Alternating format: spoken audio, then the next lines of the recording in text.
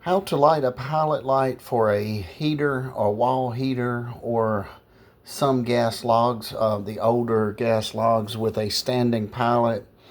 And it's very simple, but sometimes a simple explanation needs to be preface the how the system works. First, if it's cut off here, one needs to simply cut the gas on here, and then you have a gas furnace here. So, and then if one looks at the dial, they may see now different configurations for different units and different manufacturers. So this may not be a one size fits all. However, if one looks at the dial, one may note we have a pilot, we have an off, we have a 1, 2, 3, 4, 5, and this is an older unit. And over here we have an igniter button. Okay, in order to light the pilot light for a standing pilot, one needs to rotate the one should find some type of mark, and again, it may be different according to different units, and then turn your dial to where your dial faces, where it says pilot faces this. Okay, then the next step would be to press this down. And one caveat here: if the unit hasn't been lit in a while, or the unit is very cold, or the temperature outside is cold, one may need to push this button down and hold it longer, say for 30 seconds to a minute or so. And then it may, I'm not sure if it pushes the air through the line or whatever happens, but notwithstanding, basically just, okay, this button here, it seems like it's kind of spring loaded. So if one notes it's pushing this down, it's kind of spring loaded. Okay, then at this particular point, if one holds this button to the pilot light, okay, and then over a period of time, say 1 minute or so, or 30 seconds, okay, let's just hypothetically say we push this button in, okay, we're on the pilot light setting. Then we go over here and simultaneously push the igniter button.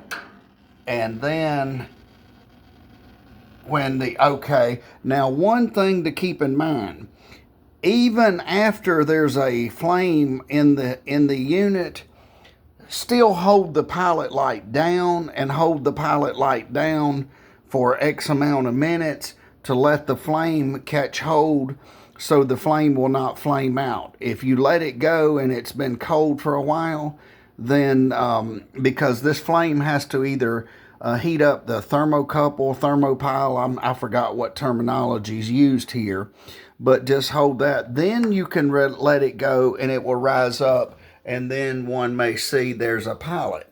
So then in the igniter button is simply to give you the spark. So then at this point, one could, okay, we did this, so, okay, there's a pilot. So the pilot's lit. And then rotate it to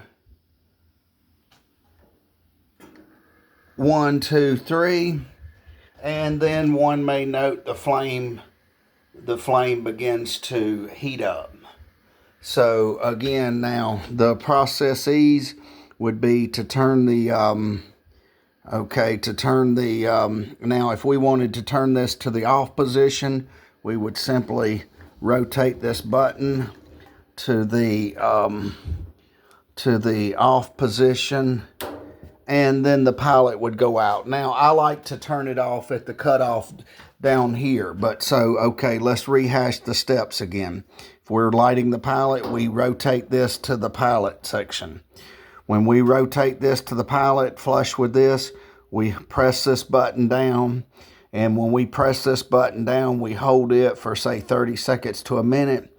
Then we press the igniter button.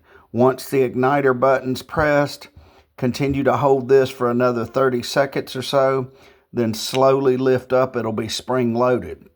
So in other words, what you're doing is manually allowing the gas to enter through the system.